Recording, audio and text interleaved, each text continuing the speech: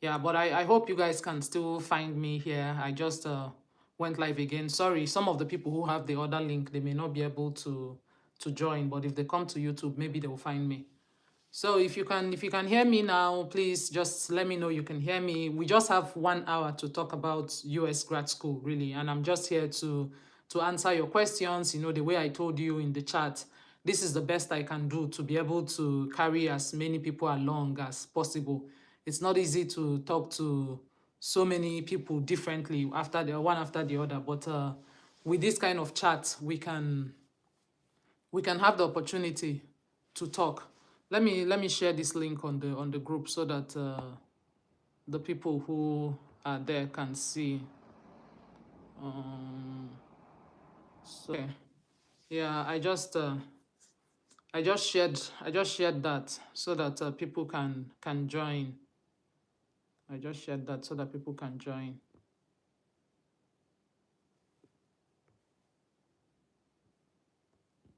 Welcome, welcome, welcome. Yeah, I just shared the group. And okay, it's better now. Yes, even me, I can't hear that sound. I don't know what caused it. Oh, that was very surprising. I was talking and I was hearing myself right back, and I just could not figure out what the issue is. If you're on the WhatsApp, please let people know to join. If I leave the stream, it's going to end, but I just sent them the new link. Let them know that is the new that we have a new link so that they are not that other link will not work again.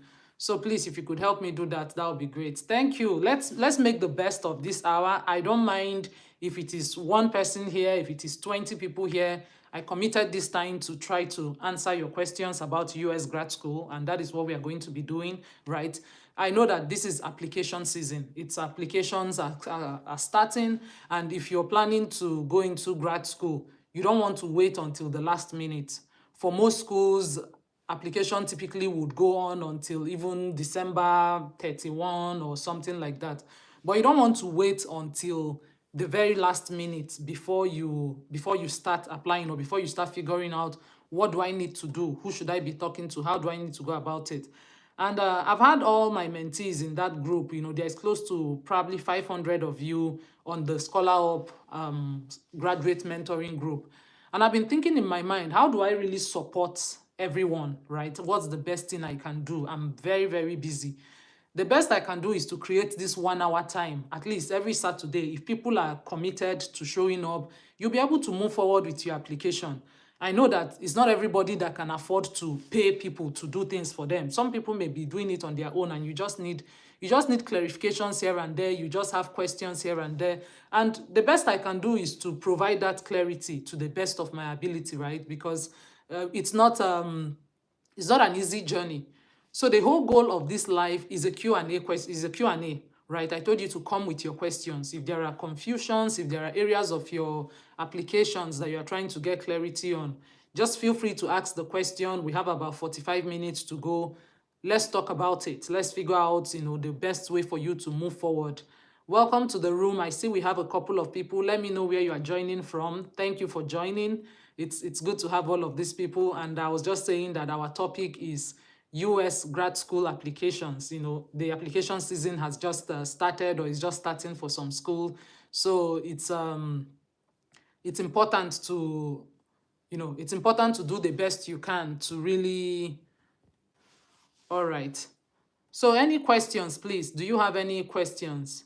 Oh, you're joining, Abbas. Thank you for joining, and thank you for coming over here, right? Thank you. Sorry for the thank you. Sorry for the glitch. Do share this live so that more people can join. Now the live has no level, so people may not really know what it's about. But it's okay. It's like the first one. And like I said, depending on how committed you people are to this process, I will commit my time, at least 1 hour. This is just 7 in the morning for me, so I can use 1 hour in the morning to try to see how I can help you through the process, right?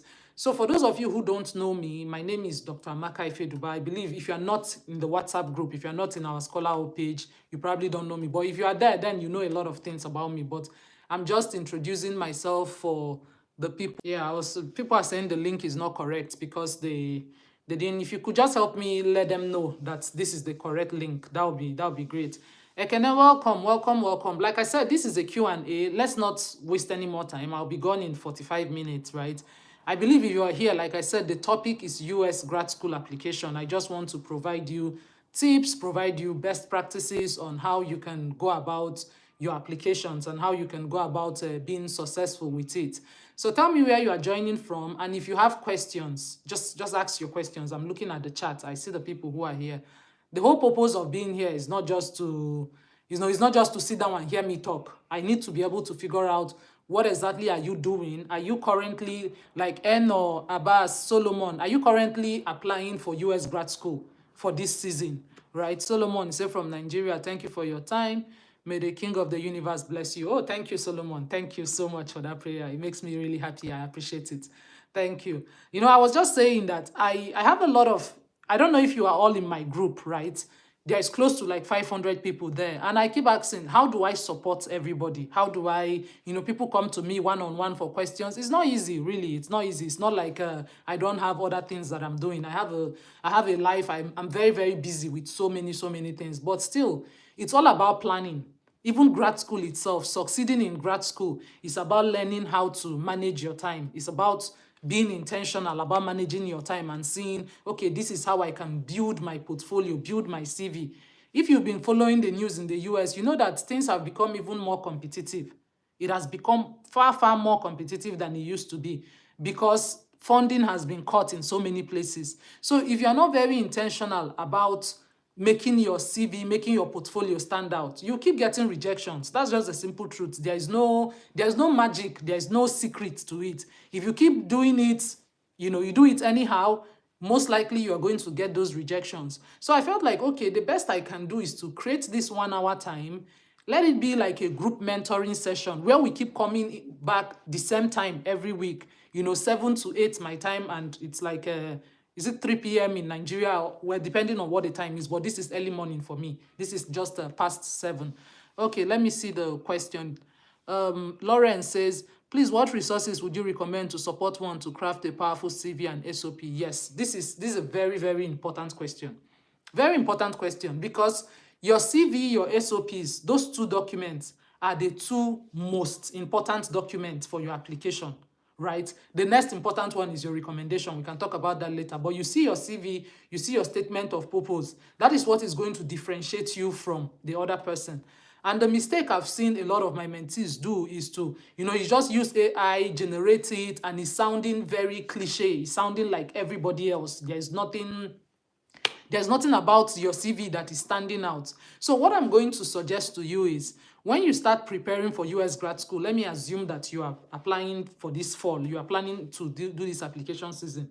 Some of the things you need to begin to do that will help you stand out, that will help you really like make your own case different. Imagine it, you are competing for, there are 1,000 of you competing for 5 spots or 10 spots. Think about it in your mind. And then ask yourself, if you are the admitting committee, you're trying to look for the best. You're trying to look for the person who needs little training when they come on board. So what you can do for your CV is begin to volunteer. You see, volunteering, a lot of young people don't know the power of volunteering. That's why, even at ScholarUP, we have now opportunities for people to volunteer for the conference that we have ongoing, just so that they can gain skills and they can gain things that they can put on their CV. That's one point. Like, volunteer for courses that align with what you are trying to do. For example, now, if you're applying for public health, let's say you're trying to do masters in public health or PhD in public health, do you have in your CV outreach that you've led or that you've been a part of? Do you have in your CV the works that you've done? Are there practical things that you've done beyond just, I graduated with first class? Because that's a mistake a lot of people make. Rindak, thank you for joining. Thank you for joining from Nigeria. Yes, it's good to have you here. Right? So people just have it in their CV, oh, I graduated with first class. And in their mind, they feel like, oh, that should be enough. Do you know I graduated with first class? And you forget that you are competing with people from all over the world. For example, if you're in Nigeria, you are competing with people from China, from Japan, from everywhere, literally, and even from people in the US, because people in the US to get into grad school. So you are competing broadly. So you are thinking about, what are those extra things that can boost my application? One of them, like I said, is volunteering for courses that are in line with what you are trying to pursue. Be intentional about it. Another one is leadership. What have you led? Because people want to, grad school is about leading yourself, right? Most of the time, you'll be the one that would push. You determine when you graduate. That's what people don't know. I always tell people, if you follow my story, then you know I finished my PhD in 3 years. So I'm not telling you something that I learned from ChatGPT or something that I read in a textbook. I'm telling you my own story that you can go and verify. I finished in 3 years, when sometimes people finish in 4 years, in 10 years, in 5 years, and things like that. Theophilus, thank you. Welcome. It's good to have you here. We have Roman. Thank you for joining in. So it's you that would determine the amount of progress that you are going to make, right? Another important thing that would help to beef up your CV and your SOP is actually if you have publications. I know not a lot of people have, but it helps. I'm just telling you the truth, especially when you are trying to get into STEM programs. Any STEM program at all, like me, I was in horticulture, there is, different plant sciences, medical sciences, pharmaceutical sciences, engineering, all of those things. Most of the time, if you have publications, it make a difference. It shows that you can do research, because that is what it proves. If you're trying to apply for a PhD or a master's degree that is research-based, your PI or the person who is trying to take you on is trying to have as little effort in training you as possible. That's one thing you need to understand. People want to hire people that will hit the ground running. And the only way you can convince me that you hit the ground running is that you can show me proof of what you've done. That's the only thing. It's not about saying, oh, I'm passionate about this course. Oh, I'm so passionate. Oh, I really want to do this. What is the proof? What have you done? Right? So that's the important thing that you need to look out for. If I miss your question, please feel free to retype it again, but I will go back again. And Lawrence, I hope that answered you. If you have any more question, you can drop it. See, Capo said, I'm joining from Nigeria, serving currently. I just want to start the grad school application process. What are the necessary things needed for me to start? Okay, that's good. You are serving now. This is a good time. Like you are in a good time to take your time. Because most times people don't understand the application process is a long journey in itself. They think it's just going into the school portal and submitting. And that is why you see people year after year, year after year, they keep getting rejections. You see some people tell you, oh, I've been applying for 4 years. For 4 years, I've been rejected. Oh, I've been applying for 5 years. For 5 years, I've been rejected. People do that all the time. And they wonder, why are they rejecting me? It's because they are just focusing on the application without the preparation.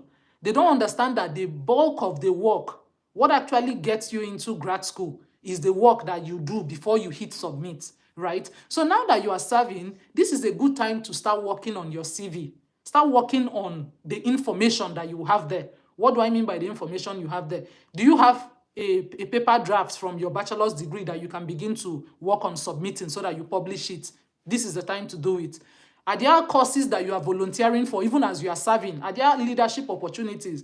Which area of degree are you trying to go, right? For example, what do you want to go and study in school? Then begin to find things that you can do to align. It's always about proof. That's one thing you need to understand. It's not just saying, I'm passionate about this. It's not charity. I cannot emphasize this enough. It's not charity at all. You getting into grad school and succeeding in your application. And like I said, if you are conversant with information, you know that there's been a lot of funding cuts recently. Lots and lots of funding cuts has happened recently. So it's not something, it's not a news that I'm making up. It's something that you can verify for yourself.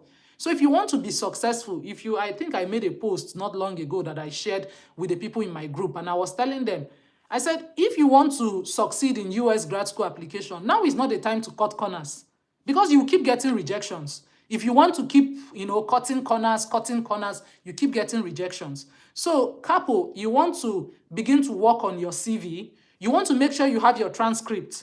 That is one thing that affected me too when I was trying to get into US. I had my bachelor's transcript. My master's transcript was delaying. It took a while and all of those things. So you want to have your transcript ready. Have it in your hand, right? Your SOP, begin to see the information that you have there. What makes an SOP stand out is actually your unique story. It's like, what is that different experience? Most of the time, when I rewrite people's SOP, I go back to them and I say, tell me your story. Tell me some of the things. What are you passionate about? Why do you want to do this course? How can you share this story in a way that when somebody looks at it, they feel like, yes, this person can show traction. What do I mean by showing traction? It's about showing that you started, he just didn't wake up from sleep and say, I want to go into US grad school. It's never going to work. That's just the truth. If you just read out like, oh, I just woke up from sleep. Oh, I want to go and study. I want a master's in public health. Oh, I want to do a PhD in this. No. People want to see the history. At what point in your life, was there any occurrence? Was there anything that happened that triggered that thing for you to say, you know, because of this challenge, now I want to make sure that I solve this problem. Remember, when you are getting into grad school, the goal is for you to solve problems. They are training you. The whole purpose of your training is not just so that you get an education. It's so that you'll be able to think strategically, so that you'll be able to be a solution provider. You can see a problem and you can provide solution for it. So that's one thing you need to take note of. Let me see if there are any questions. I'm joining from Nigeria and I want to start the application process. Okay, Uche, that's good. That's good. The information you are getting here, this is going to help you. And I don't know if all of you are from ScholarUP Mentoring Academy page. If you are from ScholarUP Mentoring Academy page, just type SMA. Let me know so that I'll just know that, yeah, these are my people. And if there are some other people that are joining, also just let me know that you're joining for the first time. Ibukun is here. Ibukun says, I got admission from a US school, but later got to know that it's a private school and there is no funding. Is there any advice on how to get funding? Okay, wow, that's good. The thing is, one important thing that you need to note is that most of the time, getting the admission is not the problem. Honestly, if you can pay out of pocket, getting admission is not the problem. In fact, getting the admission can be the challenge really is getting the funding. And the best ways to get the funding is to begin to talk to faculty, talk to people who already run programs. That's why I say networking is a big part of the process. But most of the time, people skip that aspect. People skip that networking aspect. They just skip it. They just feel like, oh, I'm just going to go and submit my application. It's not just to click on the portal and submit. And then you submit and you realize nothing happens. Or sometimes you get admitted in this case and you don't have funding. The money is the most important thing because, for example, if you're in Nigeria and you have a program that is over $50,000 in a year, like my own program, how am I going to pay? How do you pay? Even if you are, you need to know who your father is or how highly placed you are in the society for you to be able to pay that kind of money out of pocket. So there are different tactics, there are different ways to access funding. So let me share a couple of them with you. The first thing you want to do, you wake up now and you decide, I want to apply to US school. Give yourself a couple of months for research. That's where the work is. Begin to research first and foremost, which program do I want to get into? That's the first thing, like which program do you want to do marketing, business admin, healthcare, horticulture, whatever it is, based on your interest and based on the qualifications you already have. That's one key thing. Because I see some people who make the mistake of, they are trying to pivot. There's nothing wrong in pivoting, but you need to be able to show me a bridge. Do you understand what I mean? If, for example, now you did engineering in school, and suddenly you want to now go and do computer science, and you are coming with your engineering degree to go and get into computer science. The question that admitting officer is going to ask you is, what experience do you have? So it's not that it's not possible, but you now need to do the extra work of showing what you did to bridge that gap. The extra experiences you've gained, maybe you've done internships, maybe you've done projects, to be able to show that, oh, I'm very passionate about this. Even though my first degree is in X, now I'm trying to do Y. But look at the things that I've done to bridge the gap. Do you understand? So it's very, very important to be able to prove fit. That's where a lot of people get it wrong. You're not able to, like, you want me to admit you. It's not charity. It's an investment. How are you going to prove to me that you actually know that that when I bring you into this program, you are going to thrive? So that's the important thing. Frederick, hey, good. Thank you for joining. I'm happy to see all of you here. You know, this is encouraging. I see 21 people here listening to me. And like I said, the thing that encourages me is if people are willing to come and hear, I'm willing to share my own knowledge. You guys know me. I'm not gatekeeping. I'm even done with graduate school, right? So the best I can do is to sow the seed of what I know to people. And if you saw my post today, you saw that one of my mentees just recently got a fully funded scholarship. And those are the things that make me happy. because I know that I've become a part of that person's life. I know that, for the rest of their life, they will remember, no matter where they are tomorrow, no matter who they become, they will remember that, oh, because of this person, because this person took their time, they went through my document, they did this, now I've gotten this fully funded offer. And then they will pay it forward. That is what I tell people. I say the things we do, I became who I am because someone mentored me. I talk about my mentor all the time. If you've not heard me talk about my mentor, then you probably don't know me. And that's how it is. Even when I go for podcast interviews, even when I have articles written about me, if you read the articles, you see his name there. I'm always giving him credit. Even when I did my valedictorian speech, I don't know if you guys listen to my speech. If you've not listened to it, it's on my YouTube. You can find it. It's just a 7-minute speech, right? When I was the one that gave the valedictorian speech when I graduated, he was the first person I mentioned. I was talking to more than 20,000 people. I was talking to more than 20,000 people, and I started my speech with giving honor to him, to say, my mentor of 13 years is here. I'm the person I am because of the effort he put into me. So I understand the power of mentoring. I understand the power of encouraging people. I understand the power of trying to push people to reach their full potential. But one thing I always say, which is something that my mentor tells me, is that when the student is ready, the teacher appears. That's something he used to tell me all the time. That my desire to mentor you cannot go beyond your own desire to be mentored, to be groomed, to be helped. If my own desire to do it is higher, there will always be friction. We will not make any progress. That's the honest truth. Because I'll be frustrated. Because, oh, I really, really want to help this person, but they don't care. They are not interested. So it's more of a back and forth thing, that if I'm putting in my energy, if I'm putting in my time, this, like I said, I just woke up. It's 7:30 in the morning. There is so many other things I can be doing on a Saturday morning. So if I'm choosing that time to come and spend the time to answer your questions, the least you can do will be to share the flyer of the event, share the event. That's like the little things you do that is not even costing you money. So if you've not shared this event, kindly share to other people. That would be nice, so that they can also come in and listen, right? Let them listen, let them also learn, so that we can all make progress. And like I said, I'm going to commit this 1 hour every Saturday morning by the special grace of God. As long as I'm well, as long as I'm not traveling, I will always communicate with you guys on the group, and we'll show up and we can answer those specific questions you may ask. But like I said, you have your own work to do, so that you can come with a question. That's the thing. And I'm going to answer it to the best of my own experience and my own knowledge. Okay, Solomon. Solomon said, are there age restrictions for MSc scholarship in the US? I've heard that those over 35 are not considered, and some of us are approaching that age. Yes, this is a very, very important question. The truth is, there are some scholarships that have age specifications. It's not all of them. For example, if you are trying to get into graduate assistant position, research assistant position, those ones don't have age. They don't have age limits. No matter how old. In fact, they cannot even, they cannot discriminate you based on age. It's a crime, right? It's a crime here in the US to discriminate anybody based on age. So for those research assistants, graduate assistants, and a couple of all those scholarships within the school itself, there's no age limit. But some scholarships that are funded by foundations or by just specific groups, some of those scholarships will tell you even 25. There are scholarships that the age limit is 25. Some is 30, some is 35. So all of those things will be listed in the eligibility. So like you said, we are all getting old, we're all approaching that age, you really want to get into school, focus on trying to network with an advisor. Typically, an advisor is not looking at your age.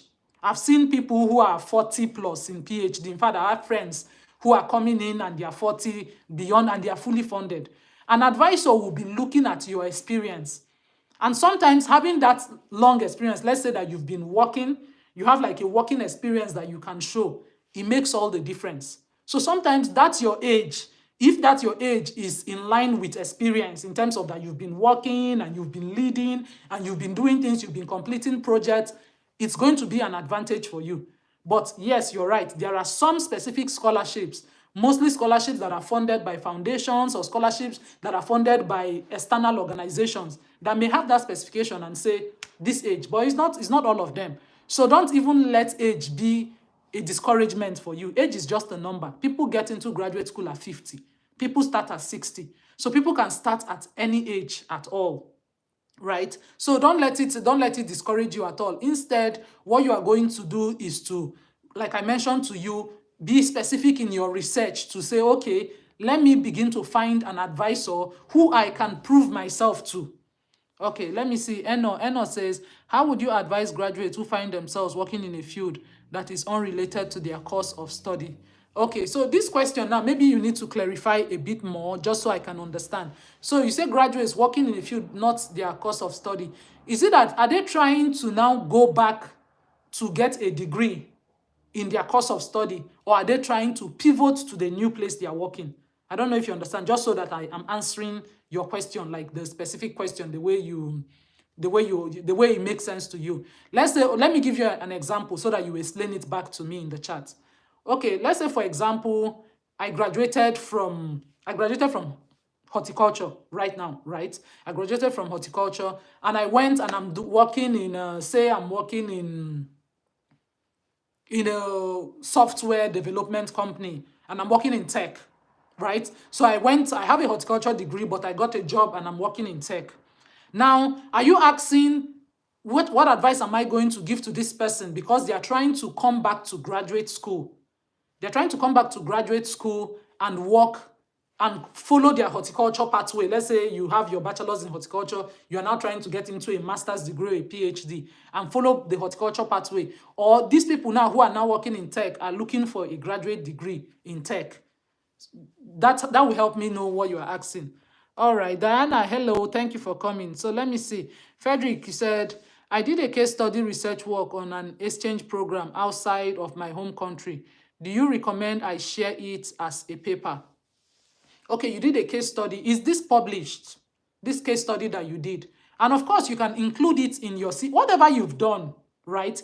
Especially if what you've done is in line with where you are trying to go to.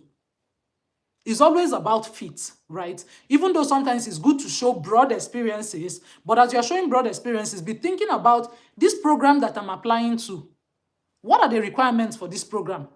Go and look at the other graduate students in that program. Look at the kind of research they are doing in that program. And then ask yourself that question. What am I bringing to the table that fits with what they are doing? That's the most important thing. It's not just that you have so many experiences. Not just that, oh, I have this, I have this, I have this. The question is there a way to build that bridge? Is there a way to show that, yeah, even though I may not be the expert totally, but I'm not a complete novice. This is not like something that I'm completely have no idea what you people are doing. So it's important that even when you look at all those things, I tell the people I mentor, graduate application, especially if you're looking for fully funded scholarship, is a journey. It's a journey. It's not just wake up and go and submit application. You know, you just wake up today and feel like, oh, I can log into the portal and now submit application. It's ask yourself, these programs that I've outlined, do I have at least 50% match to what it is they are looking for? Is there a way for me to tie my story? At the end, it's about storytelling, right? At the end of everything, it's really, really about storytelling. How do you present your story?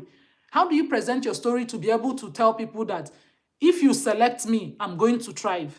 That is what admission officers are looking for. And that is why sometimes they would even skip people who have first class. They will skip, you see somebody who has a first class degree, perfect GPA, they will skip that person. And someone who has a 2-1, but has so many other supporting evidence. Because that person has able to show that they've stretched themselves, right? So it's not just that I'm bringing my degree to you. I'm not just bringing my diploma. I have other things to go with it. All right. So Tolu says, please, ma, how can I join the WhatsApp group? Okay, that's what you're going to do is at the end of this live, just find, I'm going to check, I'm trying to figure out how to check for you so that I will see you. I can check this comment and then I'll put the link.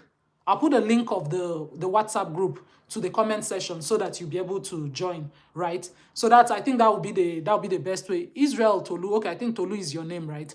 Yeah, so that way you'll be able to get information on all our events. Like I said, application season is starting. I have about 500 mentees that I'm trying to support, and I'm thinking, what is the best way to support everybody? That's the honest to God truth. What's the best way to at least help people get that clarity that they need in their journey? It's very important knowing what you are doing step by step and understanding the power of telling your story right. It's all in your story.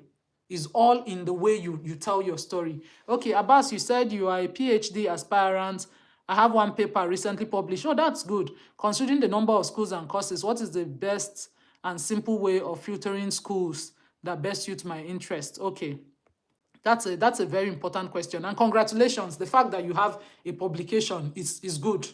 I tell people, especially if you are trying to do a PhD that is research based, you see those research that you did in your bachelor's degree. The good thing that in Nigeria, everyone does projects for bachelor's degree, to the best of my knowledge. At least all of us, I did my bachelor's degree and my master's in Nigeria, so I know. So all of us do a project. Begin to see how you can refine that project and publish it, even if it's in a low-tier journal, it doesn't matter.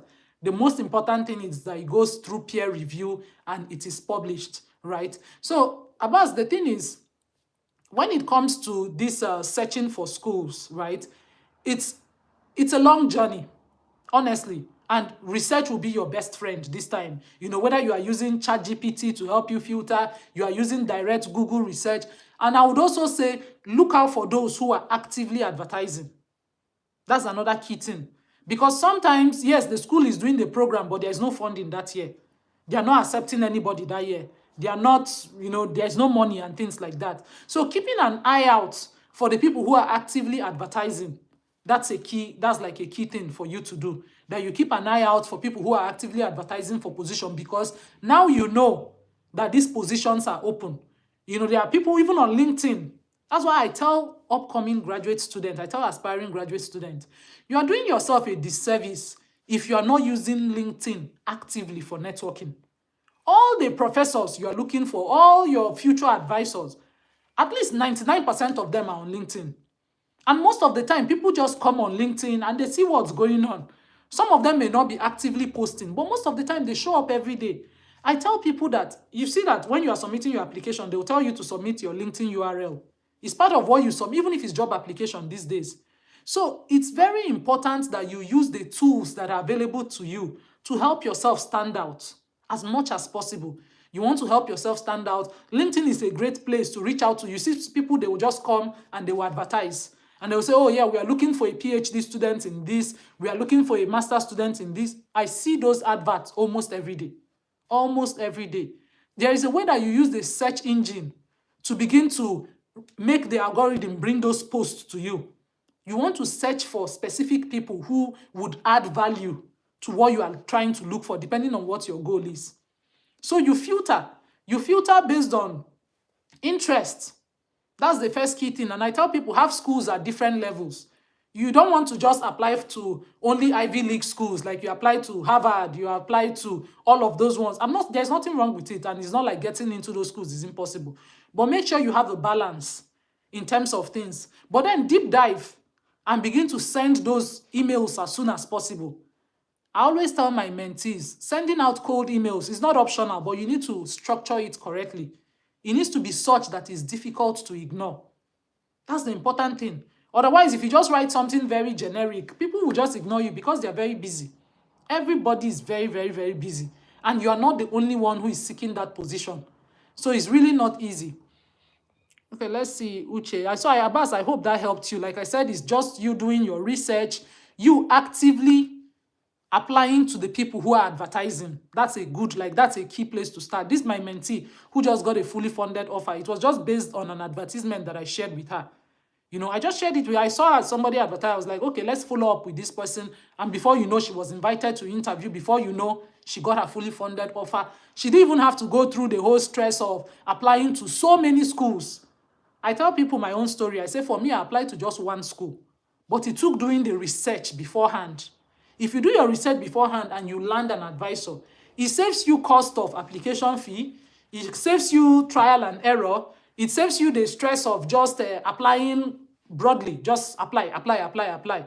But then you would have done the work beforehand, right? Uche says, is it possible to do a master's degree in mathematics since my first degree is in math? Yes, of course. You can, if you want to. It's not like it's not compulsory. I always say graduate school is hard, right? Honest to God truth. Grad school is stressful. Grad school stretches you. Grad school is, if you can do yourself, it will be much better for you if you're doing grad school in something you're interested in. It's going to make your life a bit easier. But of course, if you did a bachelor's degree in mathematics and you're still interested in mathematics and that is what you want to pursue, like you want to go on in that field, by all means, you can. There's hardly any school that don't offer a master's degree in maths. Like you find a lot of schools that offer a master's degree in maths. It's all about, like I said, doing those research and then getting your application started. You said your valedictorian speech attracted me. Oh, thank you. Thank you so much. I'm glad to know that you saw the speech. I'm really, really glad to know. Okay. Confidence. Please, I want to pursue a master's degree in computer science via scholarship. How do I go about it? Okay. Now, like I said, these sessions, right? I'm going to be doing these sessions every week Saturday by the special grace of God. As application season have started, maybe from now till towards the end of when you submit your applications, right? So if you come around, as many questions as I can answer within 1 hour, I would answer the questions. I will give you the clarity that you need. At least you have somewhere to start from. And if you are all in my WhatsApp group, then of course you would always get the updates from me, right? I'll let you know that, okay, this is the link, we are starting, this and that, and we'll just get started and things like that. So if you're starting the process, you're starting afresh, the first thing you need to do is a document checklist. I also share content on, ScholarUP page, and there are so many other people who share content around this. But the very first thing is document checklist. So my CV, my statement of purpose, identifying recommenders, getting my transcript ready, these are the key things. And for some schools, they may require WES evaluation, some may not. So that's a different ball game, and you will see that under the eligibility. What do I mean by eligibility? You can just go to direct Google search and search for example, confidence. I don't know, you say computer science. And if the US is your interest, you can do a direct search of schools in the US that offer master's degree in computer science. Even ChatGPT will give you a list. So that's a good place to start. It will give you a list. You will find these schools, you find the names. And the good thing with the US is that almost all the schools, the websites are easy to navigate. You find a lot of information that you're looking for there. So you need to put in the time and effort to do the research. That's what I always tell people. You can't skip the research aspect of it. And I'm just giving you the tips on how to make it easier for you. So that's the first step. Search and come up with schools. I always tell people, start with at least 50 schools. At least 50 schools. Like, just start with like 50 schools of that offer the course that you want to do. And then start going to their websites one after the other. Begin to look at the faculty. Begin to see the kind of research that they do. So that these are how you really go about navigating the process, and then you will see the eligibility for each school, right? So I hope all of you are subscribed to my channel, and I hope all of you have shared this live, because like I said, the least you can do is to encourage me, right? That's the least you can do. No one is paying me for coming to spend this time with you. In fact, the information I'm sharing with you is the same information that people charge to share, and there's nothing wrong with it, because everybody's time is money, right? Time is of essence to everyone. So for me to be putting in my time to be doing this for you is just, like I said, because I also I benefited from having a good mentor, and I see the value of at least service to humanity. That's how I see it. I see that, yes, some things you do, you get paid for it. Some things you do it because of service to humanity. You do it because of God. You do it because of the future. And you do it because of the blessings that will come back to you. It's my own ideology of life. And I teach people time management. Even in my LinkedIn Elevation program, I tell people, you need to learn how to use LinkedIn. Even as an aspiring grad student, it's very, very important. The kind of opportunities that LinkedIn will connect you with. I tell people, how I got my job was just through LinkedIn. Just somebody reached out and said, I see your postings. Are you interested in this? Do you want to do this? So I share my own personal stories. I don't tell people things that I learned from books. I tell them from my own story. And I encourage them that you see that thing you are trying to achieve is on the other side of hard work. It's on the other side of the effort that you put in. It's not going to happen by magic. And if you keep waiting for magic to happen, you will sit down, years and years will pass. And I keep encouraging people, The reason you try not to do something should not be because of how long it will take. What do I mean by that? It takes 3 years, 4 years, 5 years to do a PhD, and you will tell yourself that, oh wow, it's too long. Oh, it's too long. You will stay. 5 years will pass. 3 years will pass. 4 years will pass. You've not done anything with your life, right? Okay, let's see another question. Juliet, so please, Ma, can you walk me through the process involved in searching for schools and how to navigate the website? Okay, that's what I just answered, right? And let me see another question so I can combine it. Emmanuel said, what approach should we use when cold emailing professors? We don't hear from them and the application deadline is approaching. Okay, those are 2 important questions. There are a couple of questions. So Juliet, I just walked through the process. I said, either you use your normal Google search, you use even ChatGPT, type in the keywords like schools in the US that offer masters or offer PhD in this area. They'll give you a bunch of schools. That's the first step. The second thing is also LinkedIn. There are so many people who are advertising. Every day I see it. Every day I see people advertising like, oh, we are looking for a PhD student in this. We are looking for a master student in this. You can email them directly because most of those advertisements come with the email. And then for the schools, type in the full name of the school. The website will pop up. I finished from Texas A&M University, for example. If you go to Google and you type Texas A&M University, the website will pop up. When you open the website, begin to navigate the website, you would see faculty, and then you can search for specific programs. All of these things is not rocket science. I'm just trying to demystify it for you. It's not rocket. Don't think in your head that it's too difficult. It's not rocket science. It's just point and click. You follow, you read through, you open tabs, you click, you see all the information you're looking for. Down to the email of the professors, all of them are there. You'll be able to see it. And then you begin to send a cold email. And then this will take me to Emmanuel's question. He said, if professors are not responding, the first question is your cold email crafted correctly? That's one important question. That's one thing that I tell people. Because most times, what is going to determine whether or not you get an answer is how you craft your email. People are very, very busy. People are so busy. So if your email is so generic, people may skip it. If it's also too long, because I've seen people make that mistake. You want to write an email to someone and you are writing 2 pages, 3 pages. So when they just look at the email, they feel very overwhelmed. They just feel like, oh my God, when am I going to read this? Oh, okay, maybe when I have time. And then it falls through the crack. They don't even read it. So even sending a cold email that works is strategic. It goes down to how good is your copywriting skills. And that's why I encourage people. I say, get a mentor, get somebody that will review, someone who has been through the process, that will review what you are doing, somebody that will actually read what you've done and rewrite it where needed. Don't just assume, except you are really, really sure that you know what you're doing, right? Don't just assume that it's perfect. I'm going to just submit it like that. So the reason you are getting ignored may even be that the emails you are writing is not how it's supposed to be. That's the first thing. The second thing there is that sometimes these emails get, like I said, it falls through the crack. People are busy. They open the email, they say, I will reply, and then 100 other things happens and they don't reply. I always tell my mentees, what you need to do is send a follow-up. Send a follow-up at least 1 week. Give it 1 week. When you send an email, send a follow-up at least 1 week. And a simple way to do this without getting into long stories, re-forward your old email that you sent to the person. Hello, Dr. Emmanuel.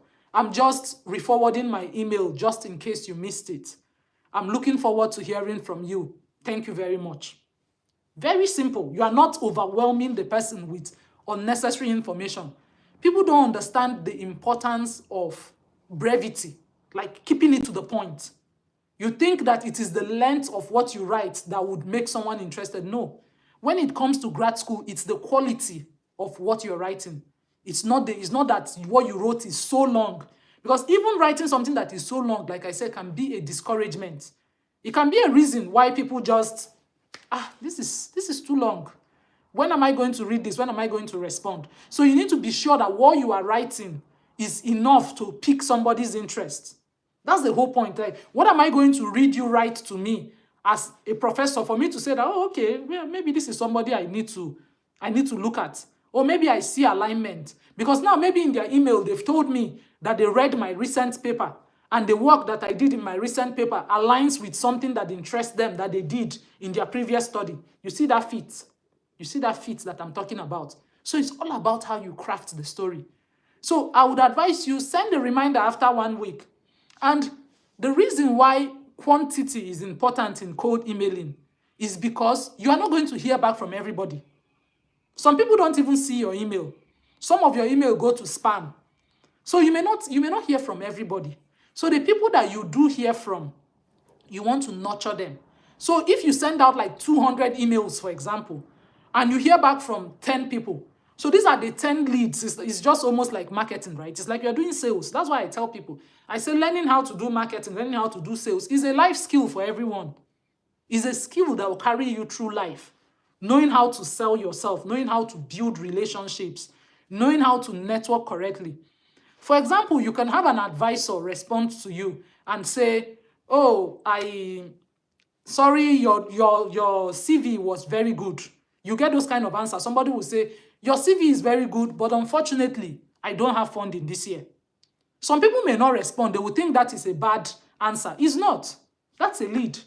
The fact that that person is telling you that your CV, your portfolio is good, it shows that I'm interested, but the problem is that I don't have money, which is important. These are the kind of people that you want to follow up and say, thank you so much for your kind response. Please, if you don't mind, can you distribute my CV to other professors who are within the same field, who may be interested and in need of a student? Most of the time, when your CV is coming from a professor, it makes it very difficult for you to be ignored. You need to learn how to build bridges. It's like a game. You see, grad school, it's a game of numbers. So you're just trying to stack up the odds in your favor. The people who get in, it's not because they're the smartest. It's not because they have 2 heads. It's not because they have the best degrees. Most of the time, they are the people who know how to tell the best stories. They're the people who know how to network with people. They know how to build connections. They know how to build bridges on top of one bridge or the other. These are just the small tricks. People think is one big thing that, getting fully funded scholarship in the US, you need to do. It's the small things that helps you to stand apart from other people. It's just those small things that helps you to stand apart from other people. That's something that you must be taking advantage of. Let me see if there are more questions. Emmanuel said, I got an admission for fall 2025, University of Nebraska, LinkedIn, but no funding. I deferred admission to fall 2026. What would you suggest I do better this fall? Okay, good. So this is like a similar question somebody asked. I mentioned, let me see another question. Say, please, in case you see an advert, share with me. I use the same name on LinkedIn. I have MPhil in mathematics and my research interest is in... Oh, okay. Yeah, what I'm going to be doing now, sometimes I do, but I'm going to be sharing the links I come across to the WhatsApp page because I cannot even remember to share with you in person. Let me just be very honest. I don't want to lie and make promises. It's not very easy to manage the number of people and the number of things that I manage. You realize that this graduate mentoring is just one arm of ScholarUP.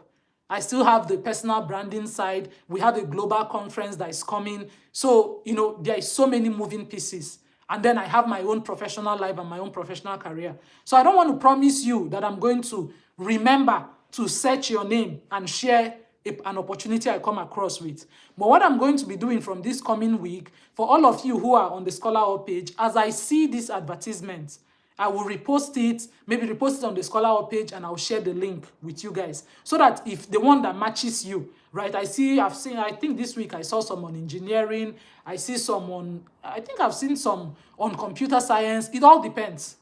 This is the season, and I see them quite often. Honestly, I see those adverts quite often. So I'm just going to make a point of note. As I see them, no matter the course it is, I'm just going to copy the link, and then I'll share it on the group so that if it fits you, for example, if you are trying to get into engineering and you see somebody advertising engineering, then you know that is your lead. This is the person you need to reach out to, send a cold email, send your CV. Those are the 2 things you need to send when you are sending. So that's the promise that I'm going to make to you. And then Emmanuel, asking about funding. The good way to look for funding, at least the easiest way, so to say, it's not even very easy, it's very competitive, right? Is to find funding within the school. Finding funding within the school, either research assistant or graduate assistant. These two funding options, it helps. And sometimes even teaching assistant. Teaching assistant also is also very helpful. If you can teach, and sometimes you can even teach in other departments that are related to your own department. So you can teach in those departments. So now that they've given you admission, it's very important to begin to engage them, to begin to ask them, okay, what are some of the funding options that are available? I've told my own story. When I got my own admission, or even before I was given the admission, my advisor told me, she said, I don't have a fully funded offer for you. It's very expensive. But there is this scholarship. If you can compete for it and you get the scholarship, then I'm going to match. So I got like 50% funding, and then she was able to match. So sometimes within that school, it is people who are within that school that can tell you the options that are available. But you have to ask, you have to be proactive in you. The problem with grad school is, do you know are you asking the right questions? That's the important thing. Do you even know the right questions to ask? Do you know who you are asking? Are you following up correctly? Or are you giving up too soon? Is it that you just send an email, nobody answers you, and you are like, they didn't answer me? It's about your resilience. It's about your tenacity. How are you keeping track of what you are doing? Do you have a spreadsheet set out where you have all your schools listed, all the professors you've reached out, the ones that responded, and how you are following up? The people who I mentor one-on-one, I tell them, you need to be systematic. You cannot just, if you are really serious, and the honest truth is that you don't have to go to graduate school. You don't have to do it. That's the honest to God truth, right? You don't have to do it. But if you decide that you want to do it, then you need to commit the time and effort that is needed to succeed. Otherwise, you'll be if you are doing it halfway, you always be frustrated because you put in 50% effort, and that 50% effort results to what? 0. So that 50% effort is wasted. So it's better for you that you did not even put in that 50% effort. It's better that you didn't even do it. The 50% effort has now been wasted. So when you choose and you decide that this is my year, I want to be serious about applying for US grad school, you cannot afford to do it randomly. You can't afford to do it anyhow. Oh, it may work, it may not work. Oh, I will just submit my application. So you need to kind of follow a system. It's just like a system. It's like a step, like following a playbook, right? You know the way when you are following a step-by-step protocol, if you're a science student and you are doing an experiment and you are following step-by-step, that is the same way the graduate school process is. If you follow the playbook step-by-step, the chances of succeeding becomes very easy. But if you are doing it haphazardly, you do small, you wait, you do again, you send one cold email, you would continue being frustrated. That's just the truth. Chisom say, can you be my mentor? Yeah, well, I don't know if you are in my group. All the people in my group have access to me, right? All the people in my group, I think they are close to maybe 500 people in that group. This is my way of doing a group mentoring for people, to give them access and to answer specific questions. But of course, if you want me to do a one-on-one mentoring where I will meet with you personally on a Zoom call, and then I will review your documents, like actually not even review it, rewrite it. Actually rewrite what you are writing, like rewriting your SOPs, rewriting your CVs. That's also possible. So if you're in my WhatsApp group, that means you have my number. You can easily reach out to me and we can begin to look at that process. I see Professor Roxana. It's so good to have you here. Thank you, Prof. I'm always happy when you come to support our events, when you are here to be in the midst of your children, right? Thank you so much, Prof. Thank you for joining. We are almost wrapping up. Like I promised 1 hour.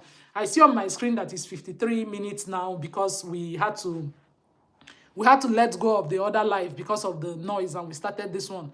And I'm going to keep to my promise, and I'm going to keep it at 1 hour. So when it's like, so I have like 7 more minutes to go, and we'll end it same time every week. I just want to like commit this time, this application season.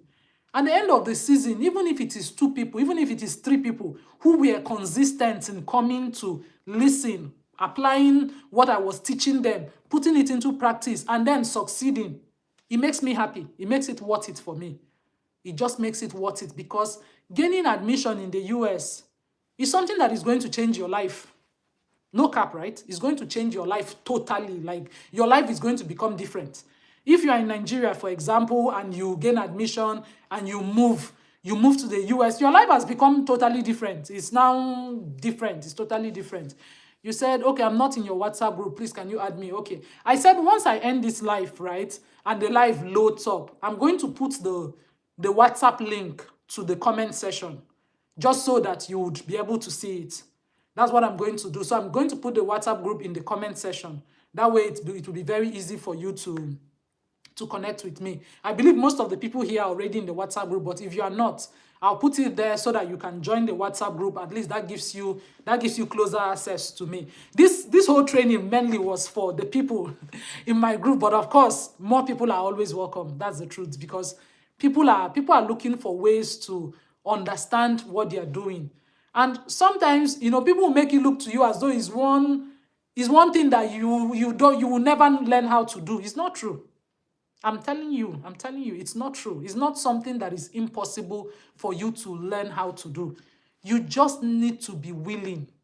You just need to be committed. How badly do you want it? Do you really, really want it enough to say, this is my year. I'm tired of my life. I'm tired of this, I want to move to the next level. You need to get to that point of anger. It's almost like it's like a holy anger that I'm tired. I'm exhausted. Now I'm willing to understand. I'm willing to pay the price. What do I need to do to get me to the next level? Okay, let me see. I'll take one or two more questions and I'll be leaving in 4 minutes. Okay, you said, who should you email first, academic advisor or professors in the program? I would say your first point of call should be professors who are running the program. Most of the time, they are the ones with the grant.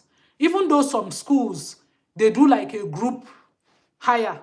So they hire graduate students like as a group, as a department. There are schools who do that. But majority of the time, the professors have the final say. What do I mean by professors having the final say? It means that if a professor sees you today and they talk to you, you have a meeting with them, you have an interview with them, and they say, Emmanuel or Collins is fit for my program. Oh, Collins is the person I want. You can get your admission letter the next day. That's how strong it is. If the professor who has the funding says, I want this person in my program, you are done. Like, your whole process of stress, you finished. That's how I got in. The person I just mentored, that's how she got in. And I know 1,001 people.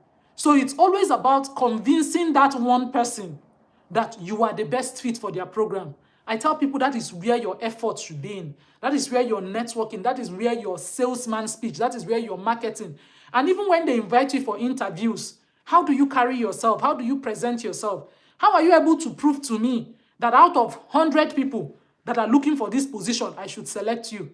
That is where your work is, because they have the veto power.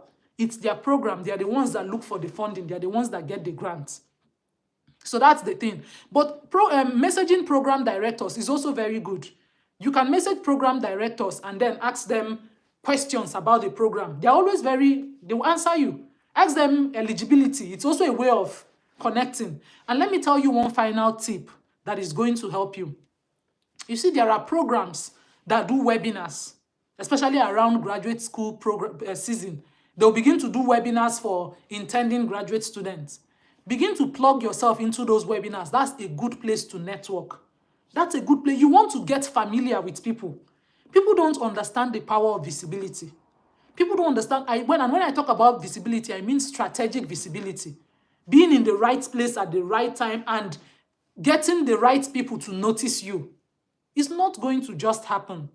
This is part of the things that I train people on my LinkedIn Elevation program. In case you want to be a part of that program and you are in the WhatsApp group, let me know. We have graduating cohort 14 tomorrow, and we'll start cohort 15 very soon. It's important for you as a young person to figure out, how can I market myself? It's a very competitive world. No one is coming to save you. I tell you this with all the passion in my heart, that no one is going to come. The sooner you pick yourself up and ask yourself, what are the things I need to do? Who are the people I need to be reaching out to? What are the skills I need to be learning? What are the things I need to be doing? In what spaces do I need to be showing myself? so that the people who need to see me will be seeing me. And what are the skills do I need to show to say that I've done this? We have a global conference that is coming. We have over 100 volunteers in that conference. By the time that conference happens in November, all of them get certification for what they've done, for what they've contributed, whether it's copywriting, whether it's social media management, whether it is speaker coordination. They are learning real life skills, right? So that's one thing that I'm challenging you with. Beyond the things that you say, I have first class degree, what skills are you bringing with you? What projects can you say, I was a part of that project, this is what I contributed, this is the difference that project made. That's a key thing for your CV, to be able to show difference. What difference did it make? What difference did my impact make, right? You say, how would I advise graduates who find themselves working in a field that is unrelated to their course of study? They are trying to get back. Oh, okay, okay, thank you for repeating that question. No. I was trying to be sure I understood the question. If you're trying to get back to your field of study, and you are working, because you have to work now, you have to eat. I understand that. Sometimes it's not always easy to get a job, especially if you're in Nigeria. I don't know if you're in Nigeria, your name looks Nigerian to me. And you are trying to get back to your course of study in terms of graduate school. I would advise you to begin to volunteer for roles. Look for roles that will be a link to that course that would be on your CV. Your CV cannot be empty. And you cannot be telling me you want to come and do masters in engineering, but your 5 years of experience is in maths, or is in something totally unrelated. There's no relationship. It's going to be hard to convince. But what you can do is to look for volunteering opportunities. Look for projects that you can do. It's not only paid jobs that go into your CV. That's what people don't know. People think it's only when someone pays me for a job, that's the only time that I'm going to be able to put it on my CV. No. What goes into your CV is what you've done, regardless of how you did it. So you need to be intentional about actually placing your CV in a way that when I look at your CV as the person who is assessing, I can see a journey. I can see a journey. It's very, very important to be able to see a journey. Oh yes, this person started here, they got this degree, they went on to do this project, oh, they led this thing, oh, they volunteered here, they did this. I need to see that journey. So that when you are telling me I'm passionate about this, you are not just telling me, you are showing me. That's where I'm going to end today. Show, don't tell, right? Show, be intentional about showing what you've done. And it's not going to just happen. It's how you package the things you've done. And I encourage all of you, be intentional, find a mentor, be in a group, work as a team, collaborate with people, learn as a team, so that you know what you're doing and you are not just going through this process alone. Personally, I've committed myself. God helping me, except if I'm traveling or something, I'll still let you guys know. But I'll try to come on Saturdays. 1 hour, just let's talk. And as you start the journey, you will have specific questions that I can use that 1 hour to answer to the best of my ability. My whole goal is to support as many people as possible with the time I have. It's difficult to, it's really, really difficult to talk to people one like that.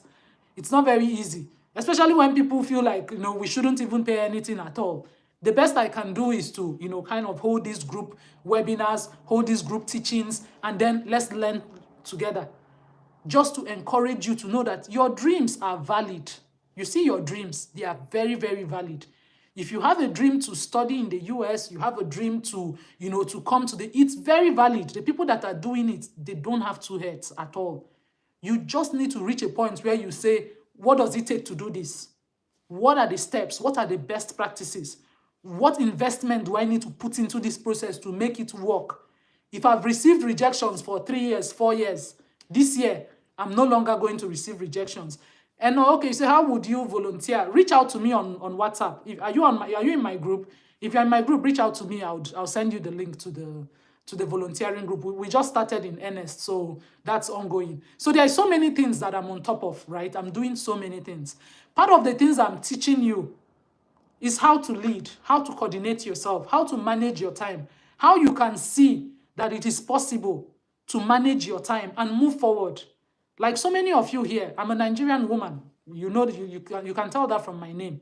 So it's not rocket science. So I try to work on see how I can empower the people who are in my space. I want them to step into their power. I want you to kind of see yourself as the leader that you are. Stop playing small. Stop thinking that anybody is going to come. The world is your stage. All you need to do is to ask yourself, what are the skills that I need to learn? What are the things I need to be doing? What should I be? How do I manage my time? Are you spending 3 hours scrolling on TikTok, scrolling on Facebook? Are you spending all of those time doing things that don't add any value to you when you can focus on working on your grad school application and succeeding? Success is possible. It's possible. So, like I mentioned, thank you so much for coming. I've added additional 5 minutes. I'm excited that we're still able to do this, even despite our earlier technical challenges. I'm going to keep it going by the special grace of God. I'll communicate with us on the group. The only encouragement you can give me is to share the events. You know, share the flyers, invite more people, subscribe to my channel. That's really the only payment you can give me for my time, right? And I truly appreciate all of you for coming. I'm going to put the link of the WhatsApp group on this live, right? I'll put it on this live so that those of you who are asking me, like Chisom and the rest, so that you can join the WhatsApp group. It will be easier for you to, you know, kind of get updates going forward. So thank you all for showing up. Thank you for being here. Enjoy the rest of your Saturday. For me, my own day is just starting. It's past 8 in the morning. So I want to get started with my day. I'm going to see all of you next week, but I will keep communicating with you on the WhatsApp. God bless you too. You are welcome. Bye-bye. Bye. Bye.